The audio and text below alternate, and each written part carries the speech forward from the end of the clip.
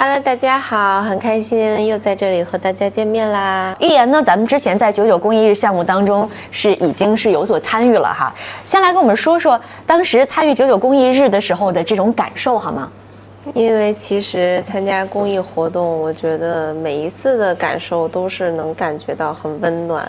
因为其实并不是觉得自己做了什么帮助啊这种类似的事情，是因为我觉得这件事情本身就很有意义，然后给我自己也会带来很深刻的印象。对，其实我印象，问问玉妍吧哈，因为我知道玉妍本身也是对于这个艺术方面很有追求，很有造诣哈。你觉得美育对于孩子来讲是有多重要呢？我觉得其实在很小的时候，因为我妈妈可能她也是很喜欢艺术方面的，类似于这小时候她也特别喜欢画画，所以我可能天生就是会对这些很感兴趣，然后妈妈也会送我从小去上一些这种课外班。我觉得这个其实就是培养孩子们的一些兴趣，然后调动孩子们的一些积极性，除了在比如说学习的同时，也可以感受其他的魅力吧。对，玉妍是从自己的一个成长经历的角度跟我们做了一下分享哈。卢老师，其实您也是一位教育工作者哈。也问问玉妍，玉妍刚才我们看到了这个胡芳老师介绍了美育包，问问你，你觉得那个美育包当中你比较感兴趣的是什么呢？我吗？我都挺感兴趣，都挺感兴趣的。因为如果我要是就是小孩子的话，我肯定对于这种，比较新鲜啊，然后又有趣的事情啊，肯定都很感兴趣，就每个可能都想尝试。确实，就像玉妍所说的，因为孩子的世界，我们问问玉妍，因为玉妍上一次是跟我们一起参与过99公益日当中陪伴孤寡老人的直播的哈，所以你再次看到咱们刚才视频当中的这些老人的时候，什么感觉？我就觉得其实老人们感觉都很简单，就很纯粹。然后比如说，看这位爷爷，就是他可能在平时空余的时间，或者是不空余的时间，他主要就是也是感觉，无论是年轻的时候，就是我现在算是年轻人嘛，然后还有老爷爷，其实他们都有自己的梦想。就是会凭着这个梦想，然后一直坚持下去，无论发生什么样的事情，都会坚持自己所热爱的东西。就觉得非常的令人感动。然后包括我相信其他的老人，包括孤寡老人，可能都是通过自己的这一份坚持，无论是不是自己比如说兴趣爱好，或者是任何生活中的事情，我觉得他们都是很难能可贵的。确实如此哈。刚刚玉妍也是已经看到咱们介绍小片了，你看到那个小片之后，你有什么样的感觉？因为我觉得其实要是我的话，我就是总是带入自身，我肯定很害怕。但是我觉得他们就是可能就是心里会有什么信念，所以才会一直坚持下去。那你看到他们这样常年的守护的这样的一种坚持感，你会是什么样的感觉啊？我就是觉得很无私，很无私。对，然后感觉他们一直能坚持下去，然后这种其实我觉得我们大家都要学习这种无私奉献的精神。这种奉献的精神哈。两位考验一下你们的绘画的时间到了哈，不知道你们绘画功力如何，但是我想给你们出一道题目，咱们限时1分钟，好不好？限时1分钟。想做一个命题绘画，给我们画一幅日出的画面，构思一下，怎么样？好的，好的。1分钟可以吗？好的，可以的话，我们计时开始喽。等一下，给我拿个。卢老师都已经开始了。等一下。你这样现选直接这上面就是。我想掰一下啊，掰一下 ，OK。卢老师这边都快画完了啊，很快，两位都是非常快的这个画手哈。玉妍自己平常画画吗？我画的。你平常是哪一类型的绘画呀？我吗？我是素描，然后速写，油画一系列这种吧，反正哇，就是，那是比较专业的绘画是吧？所以就是1分钟简直是让我非常的不够你发挥，是不是？对，我们应该今天整个的直播过程就是直播预言来给我们画画。对，我感觉我现在有点破坏性预言，这怎么办？卢老师，你看这边预言忙活的不得了，哇，这个已经把这一整张纸都涂满了。卢老师，您画完了是吗？哇，卢老师好快，预言怎么样？我也画完了，预言也画完了。咱们1分钟，刚才应该是计时刚刚好，是不是？对，行，说1分钟就1分钟。好，非常准时的完成了这2幅作品。那我们请2位分别给我们展示一下吧。好，老师你先来。对，卢老师好像比较快，卢老师先来吧。我就寥寥的画了几笔吧，就是其实是一个海面上的一个日出吧，然后大家能够看到这种刚刚升起的一种状态吧。再让预言给我们介绍一下我感觉我跟老师心有灵犀了，我们俩讲的都是一幅画面。海上日出哈。对，预言的这个画用色真的很大胆，感觉就是海上日出其实是在我看的日出里面非常向往的一种日出啊，因为我可能因为生活在北方，所以可能离海会比较远一点。但是如果要是看到海上日出，我觉得那就是很难得的一次，很难得哈。所以在我心里，海上日出是非常美的。但是我们也想问问预言，因为刚刚我看你这个画画的这个功力，应该可以说是非常专业啊。你是一直在学习画画吗？我是小的时候，我的梦想其实就是当一名画家呀，或者是设计师。然后后来妈妈就带我去上了课外班和兴趣班。因为家里人看我很喜欢画画，我没事我就画画。那个时候还没有上课，然后后来上了学以后，就觉得真的。这个事情是我非常非常想一直坚持的事情，而且我可以一天什么都不干就画画，对，然后我就感觉这是我很热爱的事情。但是虽然没有一直画下去，但是现在也是热爱，然后也会偶尔的画一画。我们再看另一位姐姐的画好不好？好，来，咱们也是让盛晓老师给一个特写，让妞妞看得清楚一些。来，可以看到吗？这个也是海上的日出，对，是的，更放大了。你觉得这幅画怎么样？把太阳的特点的能量都散发出来。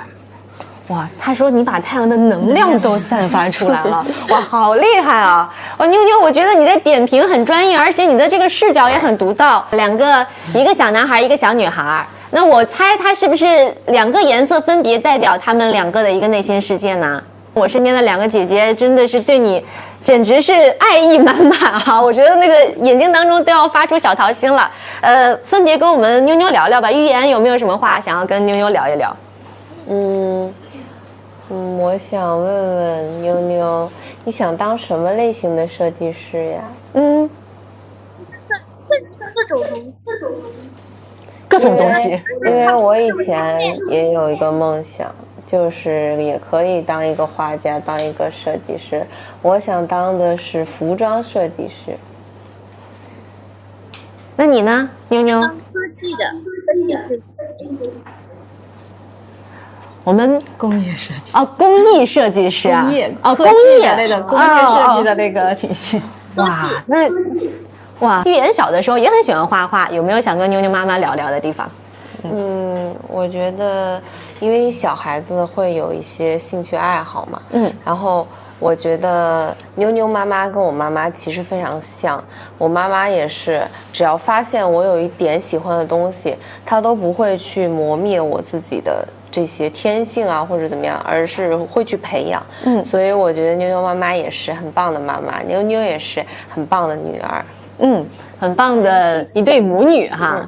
问问预言吧，你觉得连麦了咱们的3位这个嘉宾之后，你有一个什么样的感觉？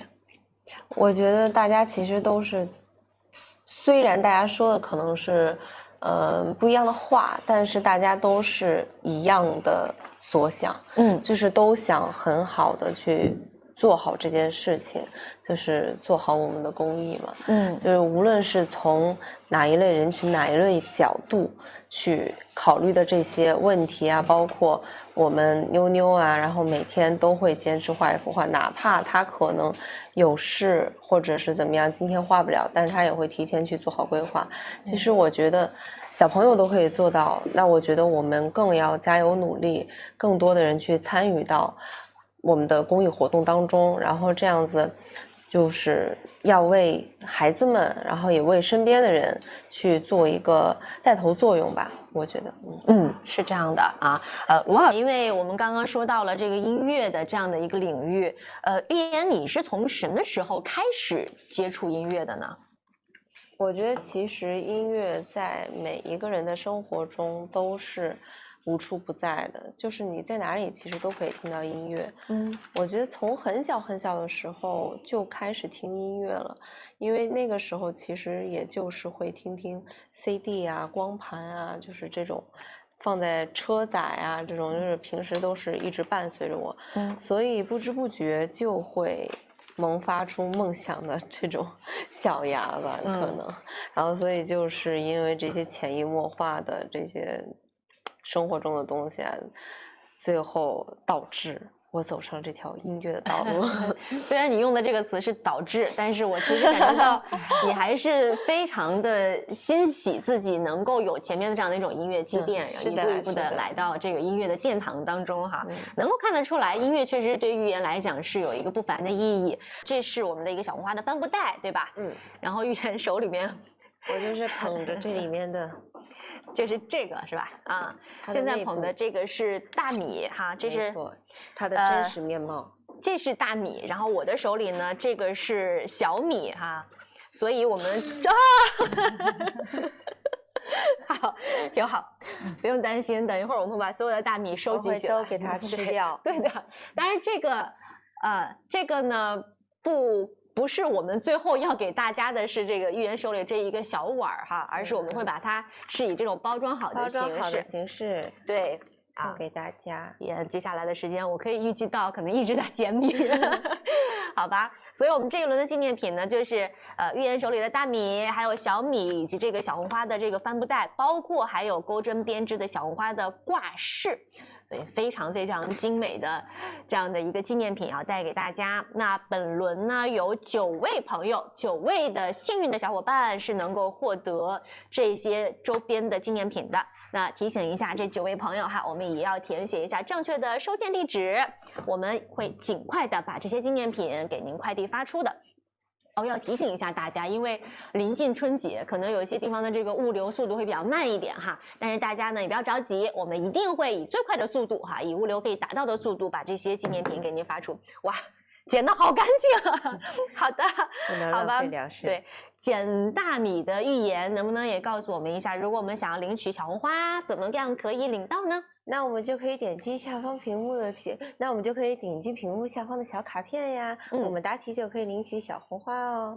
没错啊，小红花呢可以捐赠给公益项目，同时呢也可以让我们来进行红包封面的兑换啊。当然提醒一下直播间的各位小伙伴们，不要忘记点击左上角的加号关注我们的直播间，我们也能够参与抽取小红花的周边纪念品咯。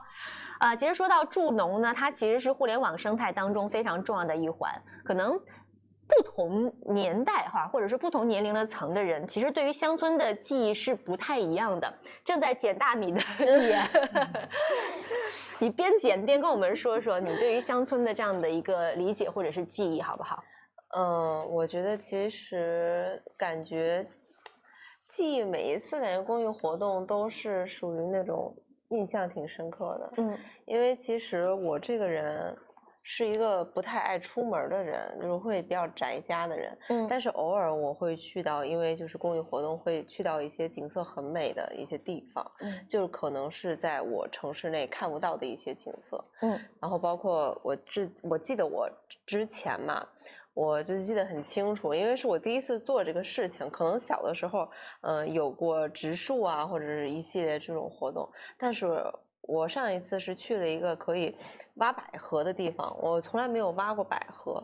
然后当时我记得是会有现场的专业人员指导我，就比如说就比如说你挖这里，然后它那个这样它生长得非常的好，然后包括我就是通过这些活动，我也了解到，就是设身处地的了解到底他们当地是怎么样可以把这个产业完了之后一点一点给它发挥成我们这些可以这种乡村啊、这种助农啊这种方式，怎么能线下的去给它发展？我觉得这个其实是非常有意义的。你真的要去到当下。去到线下，你才可以知道这件事情到底是有多么的可以去拓展，就是可以了解其中的一些很真实的东西。我觉得这个会更有意义一点。那看来玉妍其实对于乡村的记忆，其实不仅仅是风景哈，包括整个对于乡村的这样的一种产业链的一个生长，也是有了一个自己的理解，挺好的。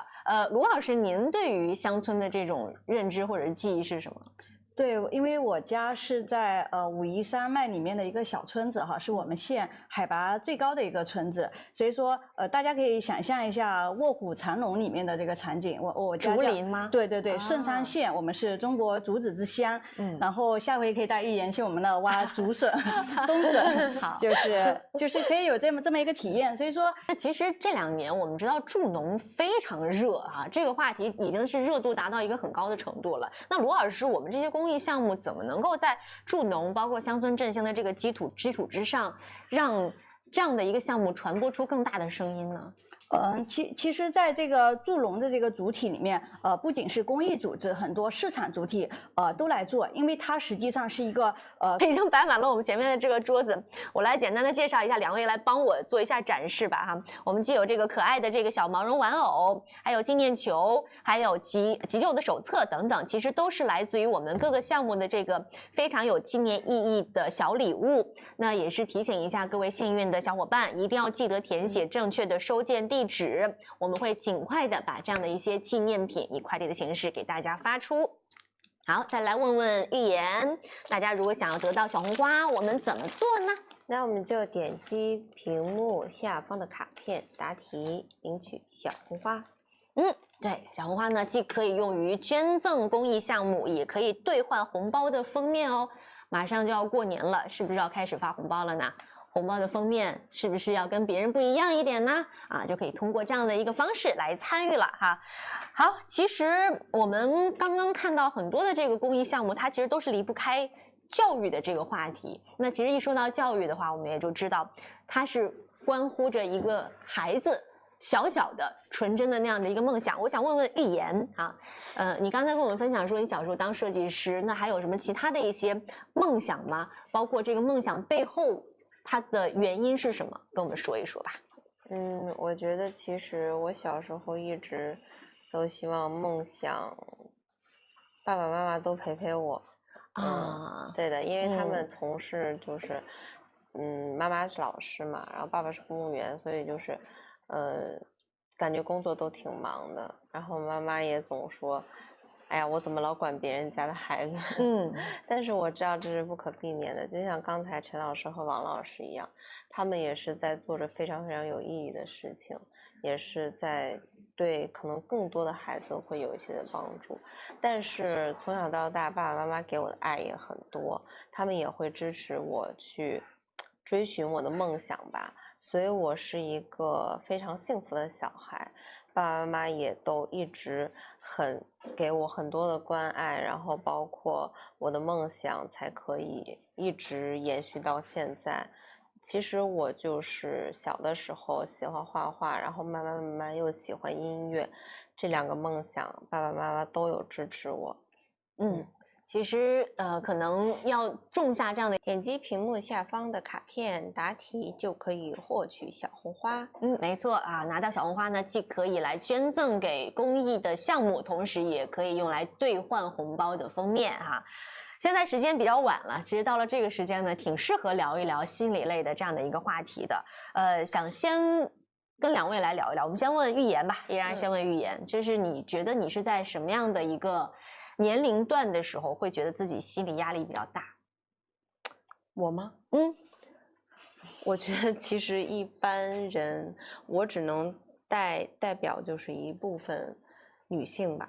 就是我现在是属于也不是已经不属于孩子或者是青少年了，就是属于女性嘛。所以我个人是觉得，可能随着年龄的增长，会有越来越多的压力到自身，因为可能小的时候压力可能没有那么大的原因，是因为他不太了解到底什么是压力。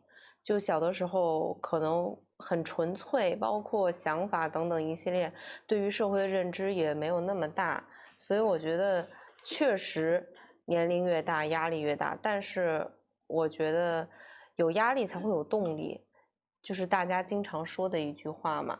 但是可能很多人不能就是说做到把压力转换为动力，这一点可能大家压着压着就垮了。